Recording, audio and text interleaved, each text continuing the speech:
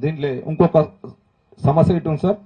High court stay ఇచ్చి కొన్ని నెంబర్ల మీద లావాదేవీలు జరపొద్దని చెబితే గిట ఆర్డీఓ గారు కానీ కలెక్టర్ గారు కానీ ఎంఆర్ఓ గారు కానీ వీటిని పక్కన పెట్టి హైకోర్టు గిట పక్కన పెట్టి వాళ్ళు లావాదేవీలను జరిపించడం, పెద్దవాళ్లకు రాత్రి కట్టపెట్టడం. ఒక ఐటీసీ పెద్ద కంపెనీదే, దేశంలో పేరు మోసిన కంపెనీదే, ఒక 50 ఎకరాలు ఒక రాత్రి మారడం. మరి చిన్న సన్నకారు రైతులను మధ్యవర్తులను పంపించి బెదిరించడం, ఇలాంటివి జరుగుతూ ఉన్నాయి. తెలంగాణ రాష్ట్రంలో మేడ్చల్ నియోజకవర్గంలో ఉన్నటువంటి బొమ్రాజ్పేట్ విలేజ్ ఏదైతే ఉందో ఆ విలేజ్కు సంబంధించినటువంటి 1000కి పైగా ఎకరాల రైతుల భూమిని కాంగ్రెస్ పార్టీ ప్రభుత్వం ఈరోజు కబ్జా చేయడానికి చూస్తుందని చెప్పి కూడా అక్కడ ఉన్నటువంటి రైతులందరూ కూడా ధర్నాకు దిగిరు, ధర్నాలు చేస్తున్నారు. అది మనందరం కూడా చూస్తున్నాం. ఈరోజు కాంగ్రెస్ పార్టీ ప్రభుత్వం ఈరోజు పేద ప్రజలకు ఇచ్చినటువంటి రైతు రుణమాఫీ కానీ మరియు అనేకమైనటువంటి మేనిఫెస్టోతో ముందుకొచ్చి తెలంగాణ ప్రజలందరినీ, తెలంగాణలో ఉన్నటువంటి రైతులందరినీ కూడా మోసం చేస్తున్నటువంటి పరిస్థితి కూడా మనందరం రోజు చూస్తున్నాం. అదేవిధంగా కాంగ్రెస్ పార్టీ ప్రభుత్వం ఈరోజు 22A చట్టం కింద తెరలేపి పేద రైతుల భూములని కాంగ్రెస్ పార్టీ కబ్జా చేయడానికి చూస్తుందని చెప్పి కూడా మనందరికీ కూడా తెలుస్తుంది ఈరోజు. కానీ జనసేన పార్టీ తరఫున ఈరోజు నేను కాంగ్రెస్ పార్టీకి డిమాండ్ చేస్తున్నాను. ఈరోజు నేను మీరు ఇచ్చినటువంటి తెలంగాణ రాష్ట్రంలో పేద ప్రజలకి కూడా రైతులందరికీ యూరియా పంపిణీ చేస్తా అని చెప్పిన ఏదో యాప్లు అంటో యాప్లో బుక్ చేసుకోవాలంటో అది కూడా ఏ ఒక్క రైతుకి కూడా దొరకనటువంటి పరిస్థితి ఈరోజు. ఈ విధంగా మనం చూసుకుంటే మీరు ఏమైతే తెలంగాణ ప్రజలకి ఇచ్చినటువంటి హామీలు ఏమైతే ఉన్నాయో ఈ హామీలే ఫస్ట్ ముందుకు పోనటువంటి పరిస్థితి కూడా, అవి మీ హామీలు మీరు ఇయ్యలేక కాంగ్రెస్ పార్టీ ప్రభుత్వం తెలంగాణ రాష్ట్రంలో ఫెయిల్ అయిందని చెప్పి కూడా తెలంగాణ ప్రజలందరికీ కూడా క్లియర్ కట్గా అర్థమైంది.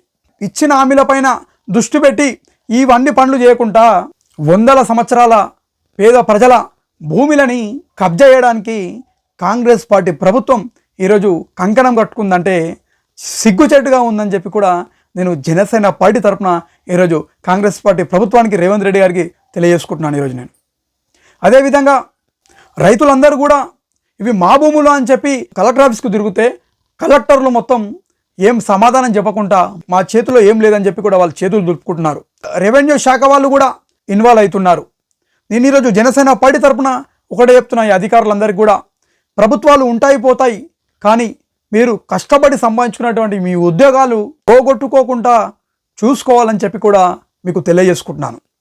అదేవిధంగా రేవంత్ రెడ్డి గారికి ఈరోజు కాంగ్రెస్ పార్టీలో ఉన్నటువంటి మంత్రులు కూడా చెప్పాల్సిన అవసరం ఉంది. ఈరోజు మనం ఇచ్చినటువంటి హామీలలో ఇప్పటి వరకు షాదీ ముబారక్ వస్తలేదు, రైతు రుణమాఫీ వస్తలేదు, రైతు బీమా బంద్ అయింది, రైతు భరోసా బంద్ అయిందని చెప్పి కూడా రైతులందరూ కూడా ఈరోజు గరంలో ఉన్నారని చెప్పి కూడా కాంగ్రెస్ పార్టీ మంత్రులు రేవంత్ రెడ్డి గారికి కూడా చెప్పాల్సిన అవసరం ఉంది. ఈరోజు మన ఇజ్జత్ పోతుంది తెలంగాణ రాష్ట్రంలో అని చెప్పి రేవంత్ రెడ్డి గారికి తెలియజేయండి. మంత్రులందరూ కూడా మనం రాబందుల్లాగా రాక్షసుల్లాగా పేద ప్రజల భూముల మీదకి ఎందుకు పోతున్నామని చెప్పి కూడా కిందన్నటువంటి మంత్రులు రేవంత్ రెడ్డి గారు కూడా చెప్పాల్సిన బాధ్యత ఉంది కదా అని చెప్పి కూడా నేను ఈరోజు జనసేన పార్టీ తరఫున ఈరోజు నేను అడుగుతున్నాను. ఇవన్నీ చెప్పారు మంత్రులు. ఎందుకు చెప్పారంటే అస్సలు కిరికిరే రేవంత్ రెడ్డి దగ్గరికి వెళ్ళి ఉంది, ఇవన్నీ చేస్తుంది రేవంత్ రెడ్డే.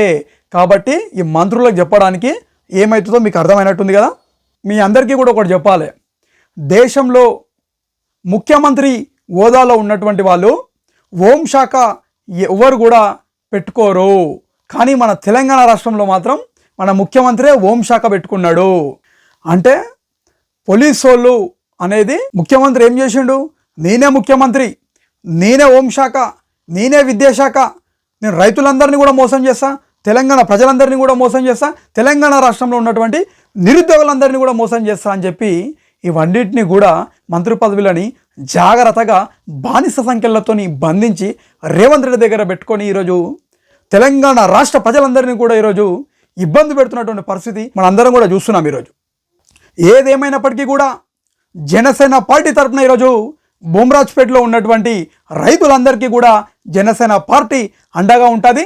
జనసేన పార్టీ తరఫున ఈరోజు కాంగ్రెస్ పార్టీ ప్రభుత్వం రేవంత్ రెడ్డి గారిని మెడలు వంపైనా సరే జనసేన పార్టీ తరఫున ఈరోజు బొమ్రాజ్పేటలో ఉన్నటువంటి 1000 ఎకరాల రైతుల భూములు ఏవైతే ఉన్నాయో ఆ భూములను మాత్రం కబ్జా కాకుండా జనసేన పార్టీ మాత్రం అడ్డుకొని రైతుల పక్షాన జనసేన పార్టీ పోరాడుతుందని చెప్పి రేవంత్ రెడ్డి గారికి విజ్ఞప్తి చేసుకుంటున్నాను ఈరోజు నేను. జై తెలంగాణ, జై హింద్.